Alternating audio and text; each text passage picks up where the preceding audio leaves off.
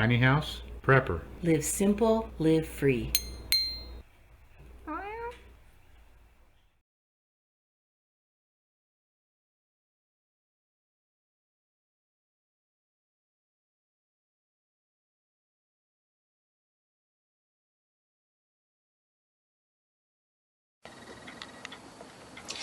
Well, hi, this is Elizabeth with Tiny House Prepper, and I put some thought into it and really thought there's a couple more things that are kind of part of systems with living in a really small area like this that I thought would be still kind of good to share. So I guess you could kind of call this part 3. And we've had some people making, really neat comments and just talking about, some things that have happened in like your lives that have made you have to simplify things. And I've really appreciated so much all the comments. That kind of leads into something I wanted to take just a minute to talk about. I just am sometimes almost overwhelmed with how truly wonderful and neat so many comments are that we've been getting as we've been kind of growing into this whole thing with our YouTube channel. And I needed to kind of put a thing in here quickly at the beginning coming from me to tell you that I love them and I appreciate them. And I wish that over the course of these months that I'd been able to give a response to every single comment because every one of you are important people, and it was very nice of you to have something very nice to say. What I have run into is that since I've had the stroke, the part of my head that it affected makes typing very, very stressful pretty quickly. That hands working together thing is why I can play as well as I ever did, but I can't play for a really long time. And even on the piano, about 15-20 minutes, and my right hand stops working properly, and my right eye won't track real well anymore. And so with typing, it's very stressful for me. And I've had a couple times where I put a nice response to somebody, and for some reason it wouldn't go through, which is very frustrating. But I'm not trying to make excuses, but I do want you to know that I do care about them, and I try to read everyone I possibly can, and they mean a lot. And if I don't respond back, it's because sometimes it's just not very easy for me to do that much typing to come back to you guys.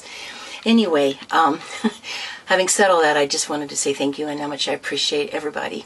So one of the first things we want to kind of show you is the system that we were able to set up with my husband's brilliant ideas to be able to keep a piano in here. I've taught piano and voice lessons for like 33 years or something like that now, and I can't do it full time anymore because I just don't have the endurance for lesson after lesson. I still do some though, and of course I want a piano to be able to play. So I sold my beautiful big old antique piano that I've loved so much, and I got a pretty good keyboard here. It's a Yamaha P105 and 88 keys, and it has a pretty good sound, and I think I can teach on it really pretty accurately with the weight of the keys and the touch sensitivity. So I'm very glad to have it here available in the house. And so we're going to show you here how we bring this thing down and use it and are able to put it back again. And it fits it into this very small space, and one of my husband's innovations that I have really appreciated. This is where we have our piano set up. It's on brackets. They're there just above the window. Corny. I love it. It is not really in our way. I can still, if you just sit down a second, Bill, in the chair, just for a second, it does not get in the way of us being able to look out the window. Yeah, just see out the window. Yeah, you can definitely see out the window, no problem. So it makes a very handy place to put it, this full 88 keyboard. Okay, hon, let's show them how we get this set up. Now, I can do this. In fact, I do it.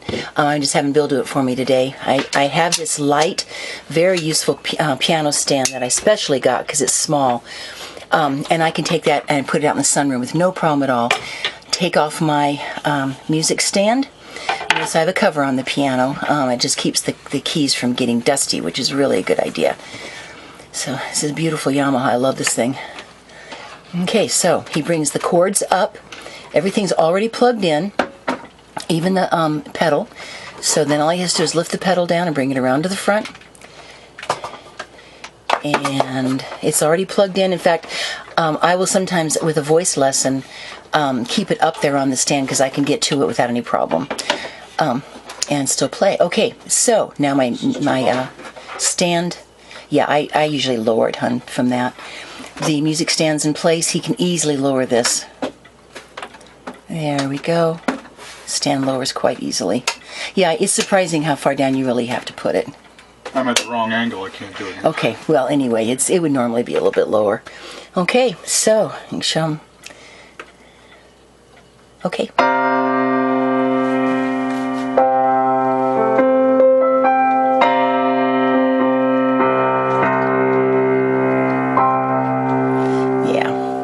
So grateful to have it. I can't have my big acoustic anymore. So, all right, so when we are done, and I need to get it back out of the way again, then the stand comes off, and we'll just reverse this process very quickly here. And yeah, he just brings the cords around and loops it there on the edge of the piano. The pedal then just gets set up on the edge with no problem. Lifts it up. Pedal goes right there, and the cover goes back on, and we are good to go again. And like I said, sometimes for voice lessons, I'll just leave it up there if I need to just get some notes to help somebody out. I actually just have one voice student right now. I've had her for a long time. Can't teach like I used to. And then this flips upside down and goes right there. And we are now, that goes out in the sunroom very quickly, and I am all set up again. So this has been a brilliant solution that Bill came up with, and it gives me the chance to have this full piano available here inside, especially in the winter. Thanks, hon. I've had some definite comments, which has been really good, about just sort of the budgeting system that we've had to set up. Quite honestly, we first ended up living in this small space and so many things changing due to financial things that have happened. And now we're discovering that we really love this and that we want to keep our finances as simple. That is part of the live simple, live free. If there ever was, that is part of it. And so I just wanted to touch with a little bit more detail about kind of how we have this set up and some things that you need to keep in mind. We are going to be doing more videos. Bill wants to really do a fairly extensive one about getting out of debt and being able to stay that way. But I just share a little bit.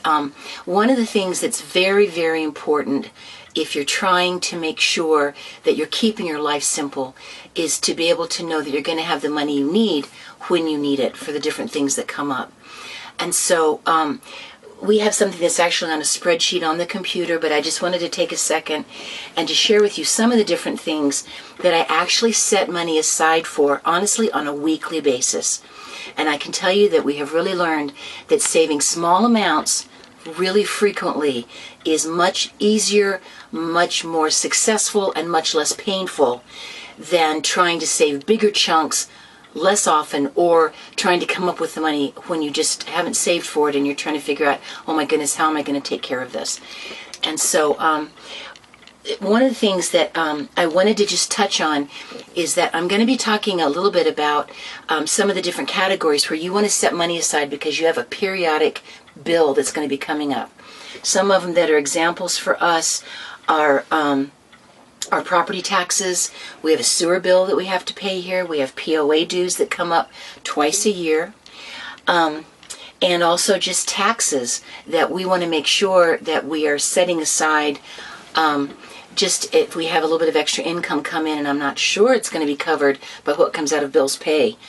We want to make sure we set the money aside so we don't have any bad surprises come tax time. And so we just set a certain amount aside, and if you do it a little bit at a time, it's not painful. It actually works very well. So those are some of the periodic things that I always set money aside for, so that when the time comes to pay the bill, I can just do it, and that's wonderful. And then there is a savings account. And I've heard people say for years, that you need to at least save 10%. And we are finally really saving money, every week, because things will come up. Things that you need to repair, appliances that need replaced, different things, or just to have some savings to fall back on. Even with good medical insurance, you're going to have things come up where all of a sudden there'll be an extra expense, which I've kind of learned more than I ever expected to with the stroke and all that stuff. So So we have a savings account. I actually have a medical account that I set a little bit of money aside because it just seems like no matter how hard I try, there's always something that I'm having to pay off my portion of a bill. And so I've just got that money there. I set money aside and just put it in there so it's easy for me to pay my tithe. It's very important. We try to do that first. God has been gracious and good to us, and I want to be sure that we're covering that, and saving for it has really made that easier. Just make sure it gets put in there. When we are spending money on groceries, whatever we don't spend that we've kind of budgeted goes into what we call kind of a prepper fund. That will go toward any food that we need to buy from Thrive, or in expenses that we may need to have coming up to buy a larger amount of something for our food. We have money set aside every single week for a car because we don't have a car payment, and we're not going to have a car payment, and you want to set money aside because eventually you're going to have to replace your vehicle, or you're certainly going to have to put repairs on it or get inspections done and things like that. So we set money aside, a pretty decent chunk of money aside every week, because cars are a reality of life and you want to be able to pay for it. I set extra money aside in the summer or whenever I can for utilities, so that in the winter it's not going to be quite as painful if we have extra utility bills, or to have money set aside to help when we need to buy wood for the fire, or if we end up needing to get more propane. We budget for that, set money aside for it. And then a couple things that I have really been glad to start saving for is I have a Christmas fund. I only put a little bit in there every week, but oh my goodness, what a blessing to have Christmas coming with my grandchildren and all that, and know I've got some money that is okay to spend for Christmas. It doesn't hurt to have some money you set aside for clothing. That's another part of life. Even if you're really careful and you can't have very many things, you're going to have to replace clothing at different times, especially like important winter clothing and things like that. And then I try to save money towards special things in our life, special events. And it's kind of nice to keep that separate, because if you just put it into the general savings, that can really be taken by other things. We're going to be going for something very special for our anniversary at the end of June. And I'm starting to save for that now so that I can enjoy that. And, we honestly don't have a whole lot of money. But when we're careful with it and we set things aside and we're kind of ready for what's coming, you can still do special things like have a weekend for your anniversary. You just have to plan for it. So those are just some of the things that that we've got on a spreadsheet. We do it on the computer. My husband's brilliant. He has an accounting degree, and he's got this wonderful spreadsheet set up. He's my Renaissance man. But even on a This is me snickering. Well, he is. He's my Renaissance man. But even just to get a big piece of paper and just write it down and have an account that you put that money in that's not your regular account. Have some place that you put money in for your savings so that it won't get lost in the shuffle where you pay bills all the time and things like that. So, and you can transfer things online so easily when you need the money or whatever. So, alrighty. Anyway, that's kind of what we're working on with that. I have talked before about how that even if you don't have very many cupboards, you don't want to overfill them. And having the little stacking trays there was very inexpensive, has been really helpful. But I want you to notice it's been very important for us to not let these places get over-crammed, packed full. I just have a few things and that I really use all the time. And of course, there's one of my plates is in the dishwasher. There's my pottery. But you don't want to overcrowd the cupboards. You're going to be happier if they're just not that full.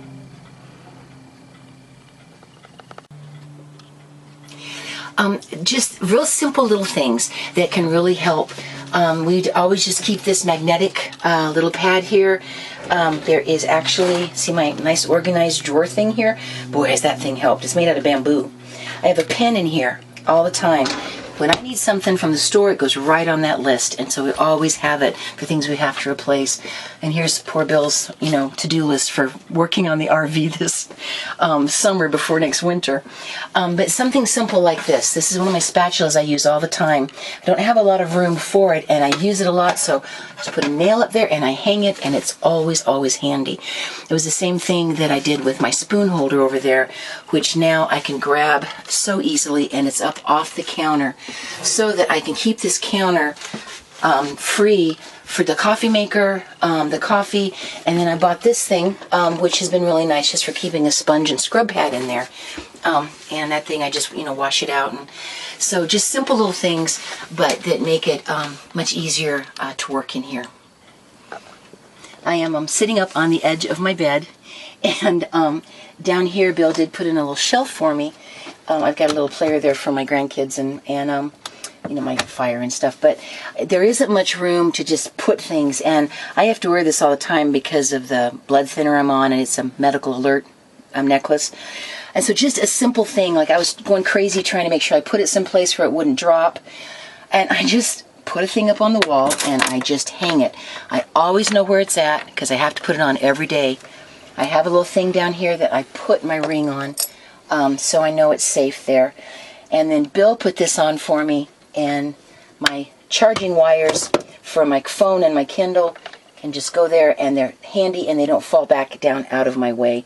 And this winter stuff's going to get put away very quickly here because I don't need it anymore. Little things that just help my life on an everyday basis. There are two things I'll be mentioning that have just never gotten real simple living here, and it's okay, but one of them is the bed, because it is very tall and it's up against the wall on this side, and I'm the one that makes it every day, and that's another thing that's been very important for me, is to get the bed made as soon as I get up, because it just makes the whole rest of the house feel like I'm starting the day.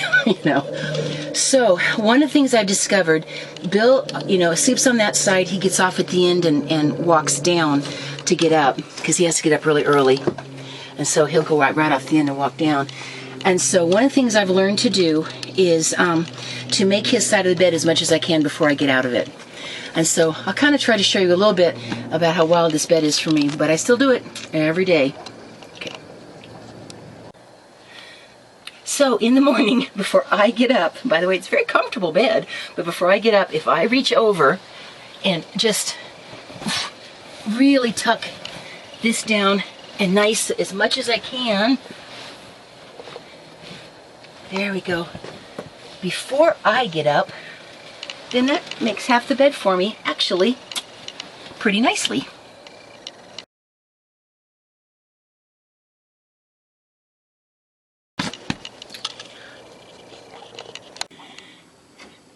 And of course, His Majesty thanks us very much for having his bed made every day, because of course that's his bed. He loves being up by the window. By the way, having a mattress so high with the breeze coming in the summer, oh, it's wonderful.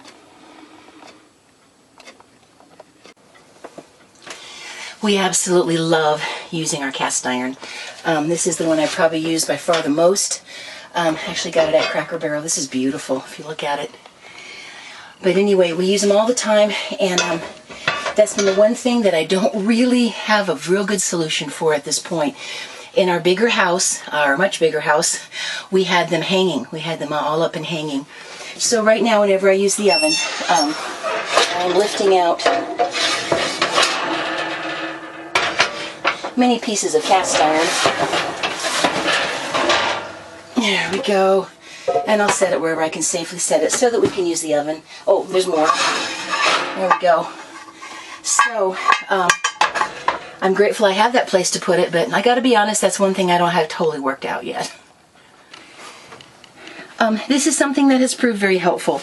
I just don't really have room on my floor to put your very necessary plunger and toilet bowl cleaner.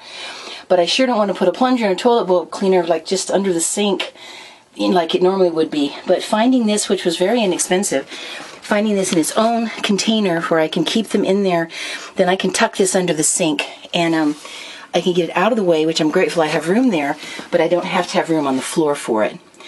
And finding a place for toilet paper, because we don't have a place to put a roll. That thing's proved to be pretty handy. Just set it right there, and anyway, it works. So I think that pretty much wraps things up. One thing I was thinking about that's very important is, especially when you live in a small space, make sure that you watch for your egress. In other words, make sure that you don't let anything pile up or get in the way of your ability to get out your doors. In small areas, I think that's especially important. Okay, well, I think that was everything I could kind of think of. This should be kind of completing this series, I think, on systems. I've tried to help share things that help you to actually live in a very small space. And things that I've found that have helped me to make it work. And I'll be really interested in any questions anybody has, and try to get back to everybody that I possibly can, or address something on a future video. All right. In every way that you possibly can, be blessed and live simple and live free. If you like this, please like and subscribe. And God bless you guys. I'll be back here in 1 second. Okay.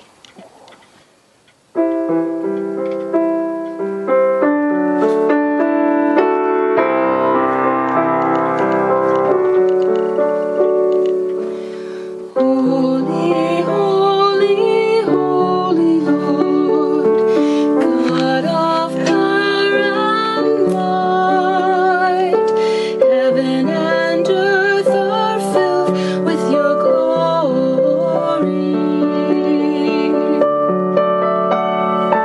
Holy, holy, holy Lord, God of power and might, heaven and earth are filled with your glory.